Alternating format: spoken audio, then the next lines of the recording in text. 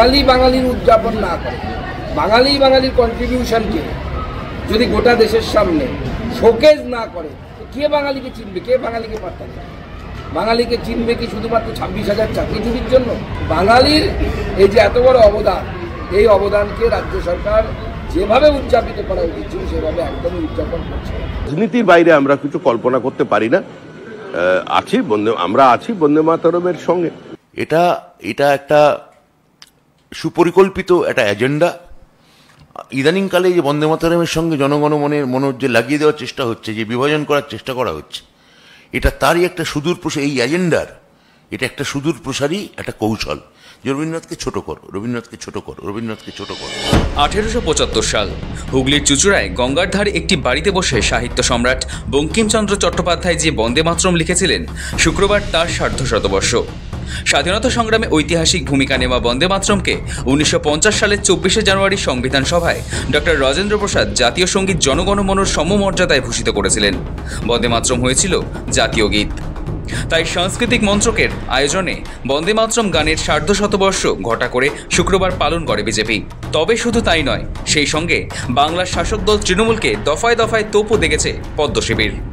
বাঙালি যদি ইতিহাস দেখা যায়, বাঙালি এই দেশকে যা যা দিয়েছে, খুব কম কমিউনিটি বা কম রাজ্য, বাংলার কথা যদি বলি, আছে যারা ভারতকে এত কিছু দিয়েছে। যে অবদানগুলোর নাম নিলে প্রথম যে 4-5টি অবদানের কথা বাঙালির আসবে, তার মধ্যে হচ্ছে বন্দে মাতরম।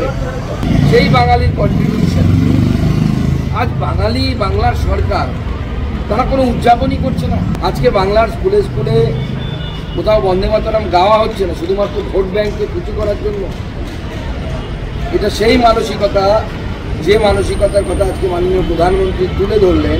এই বন্দে মাতরমের অঙ্গচ্ছেদ করা এবং তারপরে ভারতের বিভাজন হওয়া, মাননীয় প্রধানমন্ত্রী শ্রী নরেন্দ্র মোদী সাহেব এটা খুব ভালো করে তুলে ধরেছে যে এই দুটো কেমন যেন সম্পর্কিত। যবে বন্দে মাতরমের অঙ্গচ্ছেদ হলো, তারপরে ভারতেরও ছেদ হলো। আজকে যদি বাঙালি বাঙালির উদযাপন না করে, বাঙালি বাঙালির কন্ট্রিবিউশনকে যদি গোটা দেশের সামনে শোকেজ না করে, তো কে বাঙালিকে চিনবে, কে বাঙালিকে পাত্তা দেবে? বাঙালিকে চিনবে কি শুধুমাত্র 26,000 চাকরিজীবীর জন্য? তৃণমূল কংগ্রেসের গর্ভ থেকে জন্ম নিয়েছে। 1937 সালে কংগ্রেস প্রথম বন্দে মাতরমকে খণ্ডিত করেছে। জানা যে বিজেপি প্রথম সরকার, দিল্লির সরকার মদনলাল খুরানা 1994 সাল বন্দে মাতরমকে সমস্ত সরকারি স্কুলে গাওয়া বাধ্যতামূলক করেছিলেন। কংগ্রেস প্রতিবাদে রাস্তায় নেমেছিল। মমতা বন্দ্যোপাধ্যায় তখন কংগ্রেসে ছিলেন, তিনি কোনো প্রতিবাদ করেননি। যারা হয়তো বিভিন্ন জায়গায় দাঁড়িয়ে ভারত তেরি টুকরে হোঙ্গে কোনো যুগে স্লোগান দিয়েছিলেন যাদবপুর ইউনিভার্সিটির ক্যাম্পাসে, তারা আবার ইনশাল্লাহ ইনশাল্লাহ মানে তাদের সমর্থন করেছিলেন, স্লোগান দিয়েছিলেন, কথাটা বলা ভুল। ওই ধরনের কিছু রাজনীতির বাইরে আমরা কিছু কল্পনা করতে পারি না। আমরা আছি বন্দে মাতরমের সঙ্গে। BJP government in waiting. Trinamool চলে যাচ্ছে, তৃণমূল চলে যাবে, তৃণমূলের বিসর্জন অনিবার্য। যে গানটা স্টেট গীত সঙ্গীত হিসেবে ঘোষণা করেছেন, তাকে তিনি গাইতে বলতে পারেন, অপশনাল দেওয়া উচিত।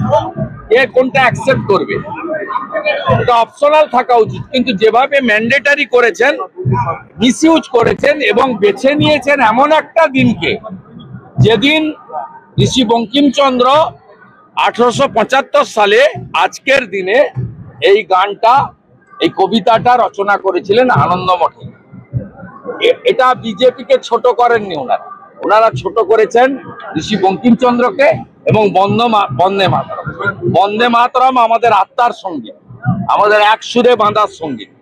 কিন্তু প্রশ্ন হলো, আগামী বছর বাংলায় বিধানসভা ভোট, ঠিক তার আগে সে কি বাঙালি আবেগকে উস্কে দিতে, কিন্তু আর এক বাঙালি এবং আক্ষরিক অর্থে যিনি বিশ্বজনীন, সেই রবি ঠাকুরের জনগণমনের অবমাননার দাগ গায়ে লাগলে ভাবাবেগের রাজনীতি ধারালো হবে তো?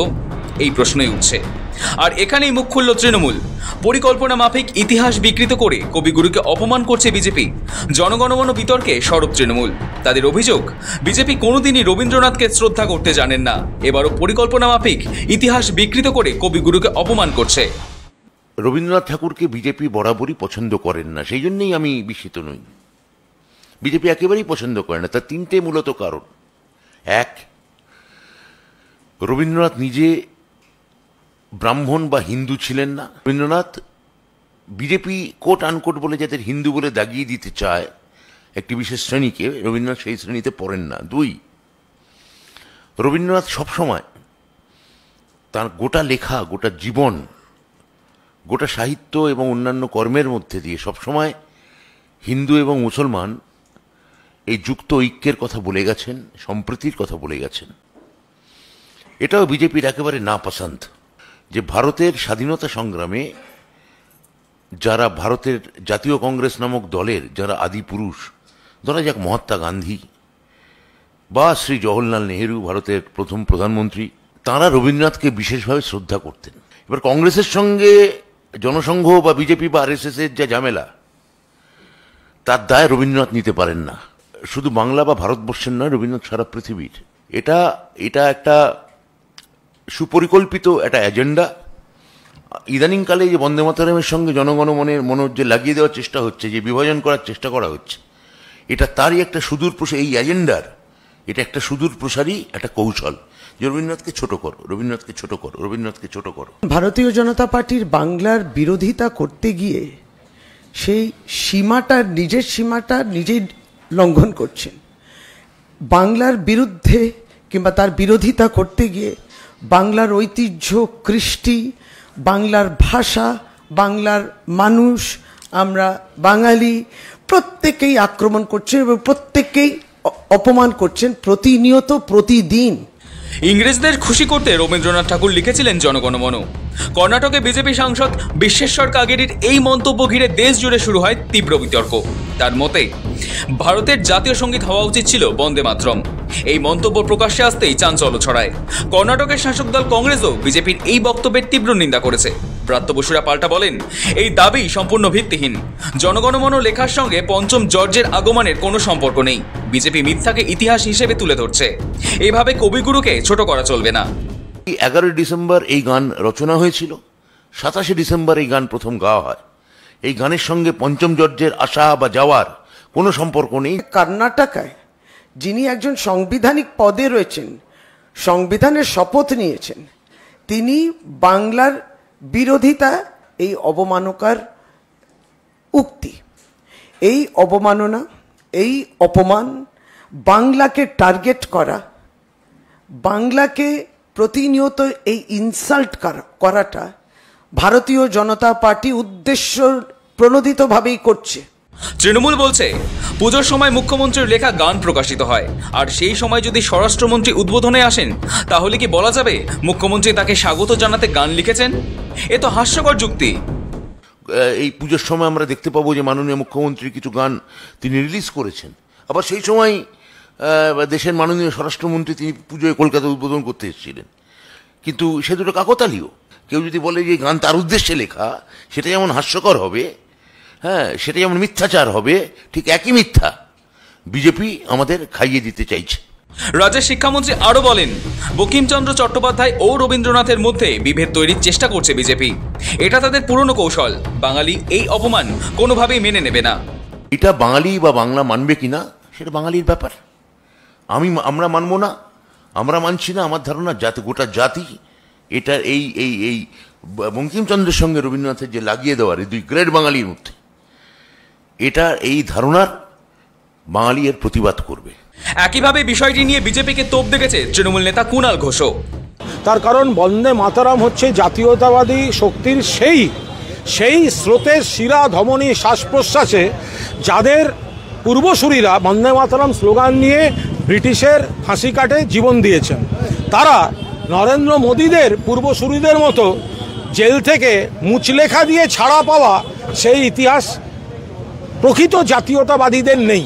ফলে যারা বন্দে মাতরম স্লোগানটার মর্ম বোঝেন না, যারা বন্দে মাতরম স্লোগানটা দিয়ে যারা প্রাণ বলিদান দিয়েছেন স্বাধীনতা, যাদের স্বাধীনতা আন্দোলনে কোনো ভূমিকা নেই, যারা কথায় কথায় বাংলাকে অপমান করেন, যারা রবীন্দ্রনাথ ঠাকুরকে অপমান করেন, যারা জনগণমনকে অপমান করেন, তারা আজকে নাটক করছেন বন্দে মাতরম বলে। বন্দে মাতরম বলার কোনো নৈতিক অধিকারই বিজেপির লোকদের নেই। রবীন্দ্রনাথ ঠাকুরকে কেন্দ্র করে এই বিতর্ক নতুন নয়। অতীতে বহুবারই অভিযোগ উঠেছে যে জনগণমন পঞ্চম জর্জকে স্বাগত জানাতেই লেখা হয়েছিল, কিন্তু ইতিহাসবিদরা বারবার জানিয়েছেন কবিগুরু নিজেই স্পষ্ট করে লিখেছিলেন তার এই গান মানুষের জননায়ককে উদ্দেশ্য করে, কোনো রাজাকে নয়। তৃণমূলের দাবি বিজেপি ইতিহাস বিকৃত করে রাজনৈতিক ফায়দা তুলতে চাইছে। অন্যদিকে বিরোধী শিবিরে এই বিতর্ক ফের রবীন্দ্রনাথকে ঘিরে রাজনৈতিক কাদা ছুড়োছুড়ি বাড়িয়ে দিল। সৌভিক সান্যালের রিপোর্ট, সময়, কলকাতা।